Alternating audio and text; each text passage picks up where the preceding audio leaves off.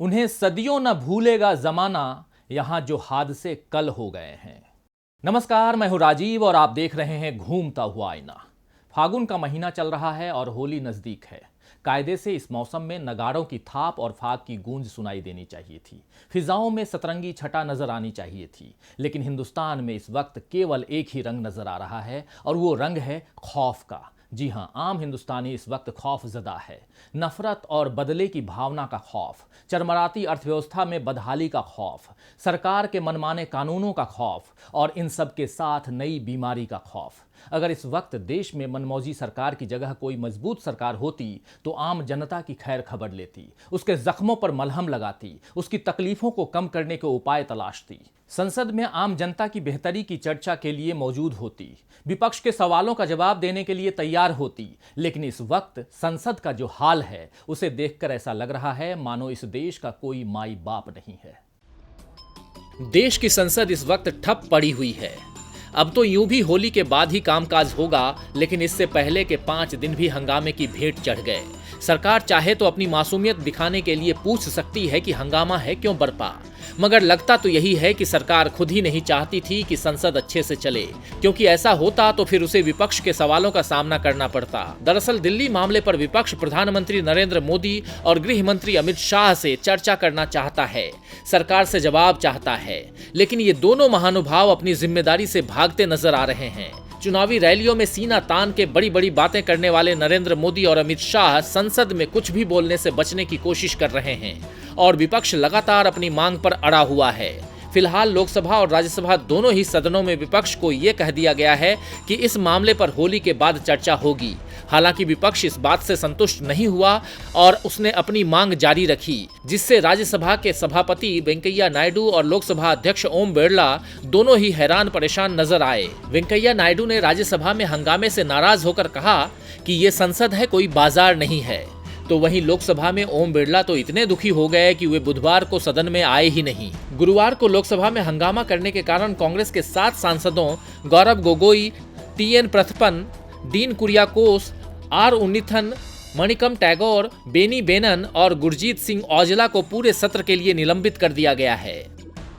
तो वेंकैया नायडू जी ने सही ही कहा है कि संसद है, बाजार नहीं है। लेकिन संसद कोई पलायन का अड्डा भी तो नहीं है जहां से सरकार बहाने ओढ़कर अपनी जिम्मेदारियों से भागे या लोकसभा अध्यक्ष रूठ जाएं। बिरला जी को दुखी होना ही है तो देश के हालात पर दुखी हों, दिल्ली में नफरत का शिकार हुए लोगों की हालत को देखकर दुखी हों। लेकिन अभी तो अपनी नाराजगी और दुख की आड़ में उन्होंने मोदी सरकार को कुछ समय तक और बचने का मौका दे दिया है। 7 सांसदों को निलंबित करके कुछ सवालों से सरकार बच सकती है, लेकिन जनता के सवालों से भी क्या वो बच पाएगी, या इसके लिए जनता को और जनतंत्र को ही निलंबित कर दिया जाएगा? फिलहाल तो देश का हाल कुछ ऐसा ही है। दिल्ली के जख्म अभी हरे ही हैं कि अब फिर से लाइन में खड़े होने का नया दर्द सरकार ने दे दिया है और इस बार जरिया बना है यस बैंक। देश के कई शहरों में एटीएम के बाहर लोग फिर से लाइनों में खड़े हैं। इस बार नोटबंदी की मार नहीं है, लेकिन बैंक में रखे अपने पैसे के डूबने का डर है, क्योंकि 6 महीने पहले सितंबर 2019 में पीएमसी के डूबने के कारण उसके ग्राहक इसी तरह अपनी गाढ़ी कमाई के लिए लाइन में लगे हुए थे और इस बार जनता को लाइन में लगाया है यस बैंक ने। एक समय में प्राइवेट सेक्टर के टॉप बैंकों में शुमार यस बैंक की हालत अब बेहद खस्ता हो चुकी है। आरबीआई का फरमान है कि उसके ग्राहक केवल 50,000 रुपए ही निकाल सकते हैं। बैंक के शेयर भी 50% तक गिर गए हैं, जिससे निवेशकों को काफी नुकसान हुआ है। बैंक की ऐसी हालत से उसके अकाउंट होल्डर्स में अफरा तफरी का माहौल है। किसी को बेटे का इलाज कराना है, किसी की बेटी की शादी है, किसी के व्यापार की बड़ी पूंजी बैंक में रखी थी तो किसी की बड़ी बचत बैंक में जमा थी। बेचैनी और परेशानी के ऐसे सैकड़ों किस्से एटीएम के बाहर घंटों खड़े लोगों से सुनने को मिल जाएंगे, लेकिन पीएम मोदी और वित्त मंत्री निर्मला सीतारमण के कानों को आम जनता की कोई परेशानी सुनाई नहीं देती। इसीलिए निर्मला जी बड़े शांत भाव से प्रेस कॉन्फ्रेंस करके कहती हैं कि घबराने की कोई बात नहीं है। वित्त मंत्री के मुताबिक बैंक की ऐसी हालत खराब लोन यानी उस कर्ज के कारण हुई है जो बैंक को वापस नहीं चुकाया गया। अनिल अंबानी समूह, एसएल यानी सुभाष चंद्रा का समूह, डीएचएफएल, आईएलएफएस और वोडाफोन उन संकटग्रस्त कंपनियों में शामिल हैं जिन्हें यस बैंक ने कर्ज दिया था। मोदी जी ने सत्ता में आते ही निजीकरण को खूब बढ़ावा दिया और एक एक कर सरकारी और सार्वजनिक संस्थाओं को खत्म करने का काम शुरू किया। सरकारी बैंकों का बड़े पैमाने पर मर्जर और प्राइवेट बैंकों को बढ़ावा भी मोदी सरकार की आर्थिक रणनीति में शामिल रहे। लेकिन जब बैंक इस तरह डूबते हैं तो सरकार दोष मढ़ने के लिए कांग्रेस का सिर खोज ही लेती है। इस बार भी बड़ी चालाकी से निर्मला सीतारमण जो वित्त मंत्री हैं, उन्होंने कहा है कि बैंक ने ये कर्ज 2014 में बांटे थे, जिस समय यूपीए की सरकार थी। लेकिन क्या ये पूरा सच है? क्या इसके बाद बैंक ने कोई कर्ज ही नहीं बांटे? और सरकार ने इस बैंक को लेकर पिछले 6 सालों में क्या किया? 2004 में देश की आर्थिक राजधानी मुंबई में जब यस बैंक की शुरुआत हुई तो ये पहले अपने नाम और उसके बाद अपनी तरक्की को लेकर चर्चा का विषय बन गया। दिसंबर 2009 में 30,000 करोड़ की बैलेंस शीट के साथ यस बैंक को सबसे तेजी से ग्रोथ का अवार्ड मिला। देश के अलग अलग शहरों में जल्द ही उसकी सैकड़ों ब्रांचेस खुल गईं। 2017 में QIP के जरिए 4,906 करोड़ 68 लाख रुपए जुटाए, जो किसी प्राइवेट सेक्टर के बैंक द्वारा जुटाई गई सबसे बड़ी रकम थी।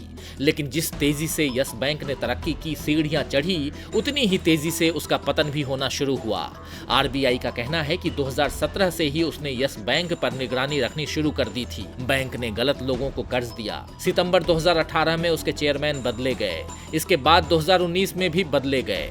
लेकिन ये भी एक सच्चाई है कि रिजर्व बैंक की इस तथाकथित निगरानी और कार्रवाइयों के बावजूद बैंक के लोन देने पर रोक नहीं लगाई गई। 2014 में बैंक पर 55,000 करोड़ रुपए की देनदारी थी, यानी इतना लोन दिया गया था। 2015 में ये देनदारी बढ़कर 75,000 करोड़ रुपए, 2016 में 98,000 करोड़ रुपए, 2017 में 1,32,000 करोड़ रुपए, 2018 में 2,03,000 करोड़ रुपए और 2019 में 2,41,000 करोड़ रुपए हो गई। तो चुनाव के वक्त मोदी जी ने खुद को चौकीदार बताया था और उनके लाखों समर्थक मैं भी चौकीदार का टैग लगाए हुए घूमने लगे थे।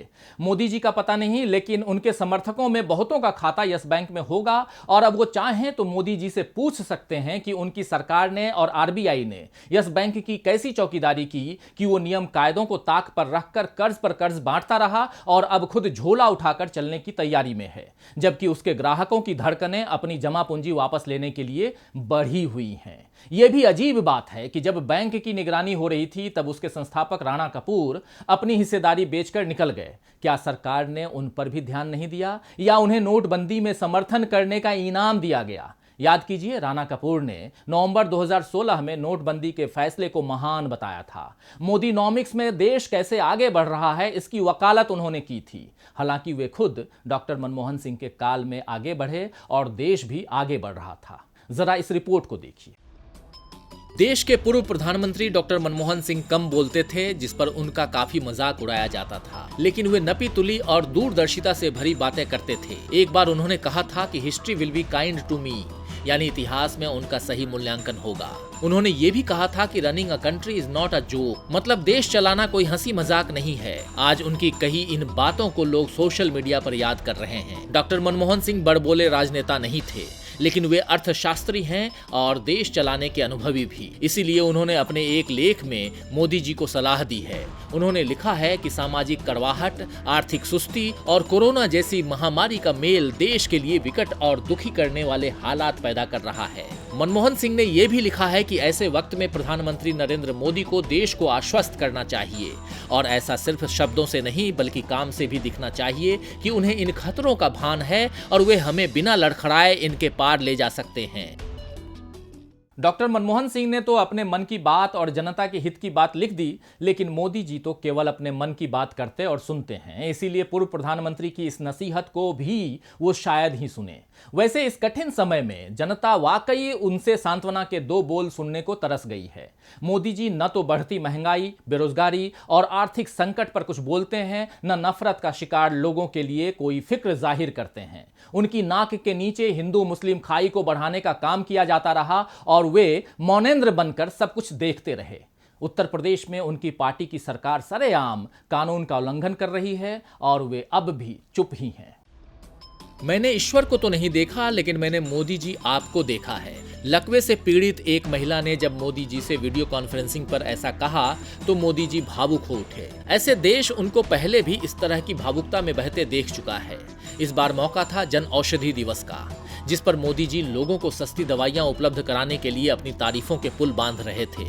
मुमकिन है कि इस योजना से बहुतों को लाभ हुआ हो, लेकिन उन लाखों लोगों की पीड़ा और तकलीफ का क्या जो सरकार की नीतियों, उसके बनाए कानूनों और उसकी नाक के नीचे पल रही सांप्रदायिक हिंसा का शिकार हो रहे हैं।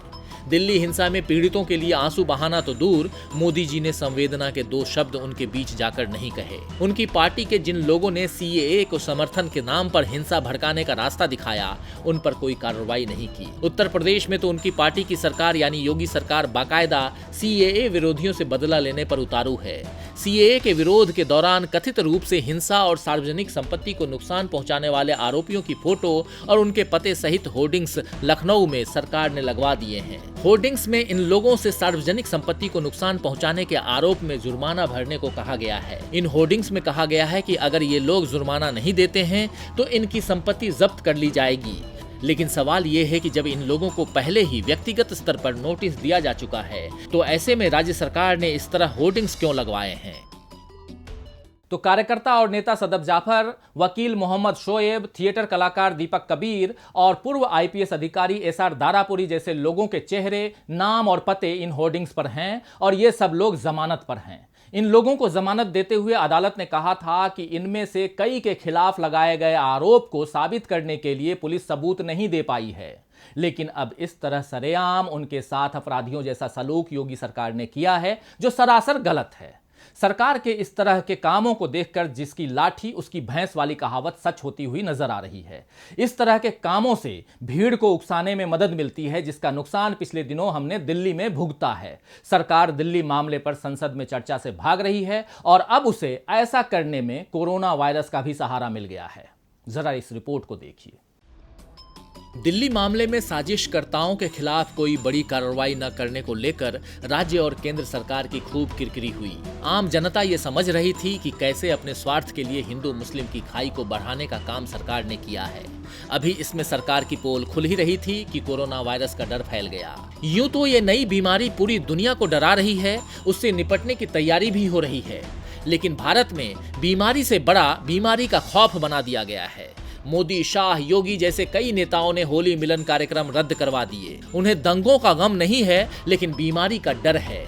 मोदी जी ने हाथ मिलाने की जगह नमस्ते करने की सलाह लोगों को दी और साथ ही अफवाहों से बचने की सलाह भी दी, लेकिन ये नहीं बताया कि इस बीमारी से दवा कंपनियों को कितना मुनाफा हो रहा है। बाजार से सैनिटाइजर रातों रात गायब कैसे हो गए हैं और लोग किसी भी कीमत पर मास्क और सैनिटाइजर खरीदने को तैयार हो गए हैं। जाहिर है कि बीमारी में दवाओं का धंधा खूब चमकेगा और जब तक बीमारी का डर बना रहेगा तब तक लोग न ये ध्यान देंगे कि सरकार संसद में कौन से विधेयक पास करवा रही है, किन चर्चाओं से भाग रही है, न इस बात पर गौर फरमाएंगे कि रुपयों की कीमत कितनी गिर गई है, जीडीपी लुढ़क कर कहां पहुंच गई है, और न ही इस पर ध्यान जाएगा कि दिल्ली हिंसा के असली गुनाहगार कौन है। सीधी सी बात है कि जब तक जान का डर रहेगा तब तक सरकार की नाकामियों पर पर्दा पड़ा रहेगा। कोरोना का संकट हो या यस बैंक का घोटाला, सब हाल फिलहाल के हैं। कोई 1947 का दौर तो है नहीं कि मोदी जी इसकी जिम्मेदारी भी नेहरू जी पर डाल दें और कहें कि सरदार पटेल तो चाहते थे कि यस बैंक पर पहले ही नकेल कसी जाए, लेकिन नेहरू जी ने ऐसा नहीं होने दिया। वैसे मोदी सरकार में ऐसे लोगों की कमी भी नहीं है, इसीलिए तो राष्ट्रीय लोकतांत्रिक पार्टी के सांसद हनुमान बेनीवाल ने संसद में कहा है कि कोरोना वायरस से इटली बुरी तरह प्रभावित है, इसीलिए सोनिया, राहुल और प्रियंका गांधी तीनों की जांच करवाई जानी चाहिए। इस तरह की ओछी टिप्पणियों को सुनकर लगता है कि कोरोना या उस जैसे तमाम वायरसों का इलाज तो देर अबेर वैज्ञानिक ढूंढ ही लेंगे, लेकिन नफरत का जो वायरस हिंदुस्तान की फिजा में मोदी सरकार के रहते घुल चुका है, क्या उसका कोई इलाज मिलेगा? खैर, गोपाल दास नीरज जी ने ठीक ही कहा है कि समय ने जब भी अंधेरों से दोस्ती की है, समय ने जब भी अंधेरों से दोस्ती की है, जला के अपना ही घर हमने रोशनी की है। सबूत हैं मेरे घर में धुएं के ये धब्बे, कभी यहां पे उजालों ने खुदकुशी की है।